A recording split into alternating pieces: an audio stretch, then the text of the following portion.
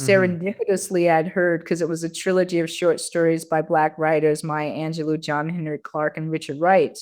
And I'd heard through the grapevines, I don't remember how I heard it, that Wesley was doing a documentary on John Henry Clark. And Mm. so this is, you ask about what else did I do?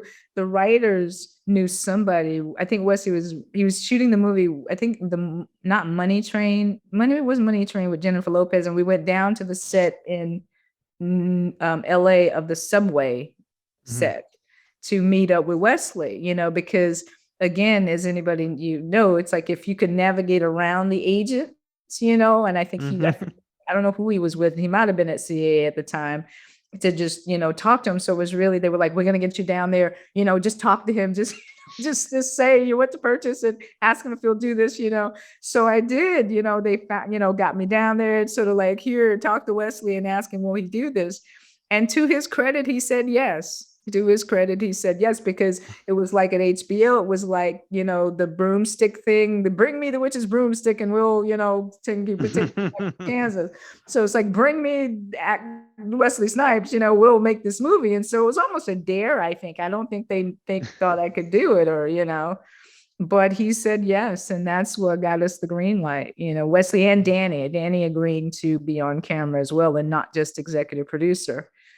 So it's like you say, what else did I do? It was really, I learned, even though it's always been a thing to have a name attached, but I think I learned that early on too, again, from working with Glover, to have, a name value to your project. That's a good name, Mm-hmm. that's really into the project, and that it's a win-win for them. Because I think if Wesley didn't know who John Henry Clark was, and that was the one we wanted him to do, Boy Who Painted Christ Black, he knew the short story, he knew John Henry Clark worked. So it's just a serendipitous situation. It wasn't like I came and Mm. brought him something that, was irrelevant to his personal, vision as an artist.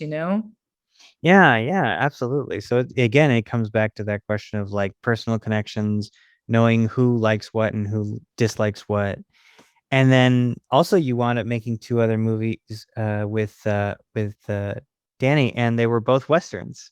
Speaking of your love of westerns. Well, one of them was Western and one wasn't. Buffalo Soldiers is a Western for sure. Yes, Oh, that's still to this day my favorite film that I've made. It was such an amazing experience.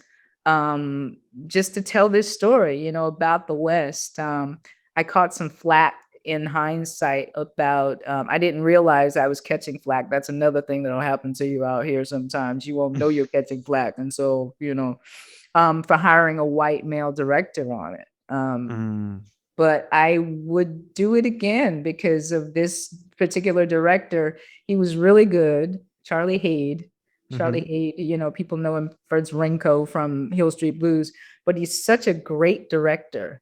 And in developing the script, working with this woman, Susan Reinhardt, and one thing that Glover's an amazing story script person. I still to this day tell writers that if you can get a good actor to give you notes, you're going to have the best notes. And something that Glover saw early on mm-hmm, about the project was incorporating Native American culture. And mm, so I don't know if you've seen the film, it's half the story is infused with Native American culture and the dynamic of African American, Native American.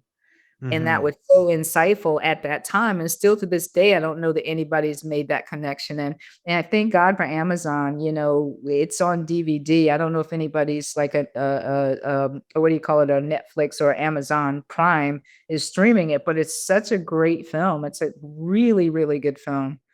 Charlie did an amazing job with that script, with that visuals as a visual storyteller.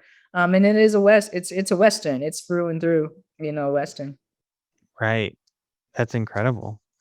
And then you and Danny parted ways. And then We made Freedom Song first. That was mhm, a period piece that was back at TNT with Phil Robinson directed, and he okay. wrote and directed it because he had been developing the project as a feature Hmm. at a studio, and I can't remember which one, but we had done Buffalo Soldiers, we'd done America's Dream, and won an Image Award for America's Dream, and was nominated for Emmys and DGA awards for Buffalo Soldiers. So we were, not we had some heat, as a Mhm. company, as a producer. And so, I went back to Phil and I said, we just did these films, at TNT. We kind of at HBO, we kind of have carte blanche. We can, they're really looking to be continuing to be in business with us.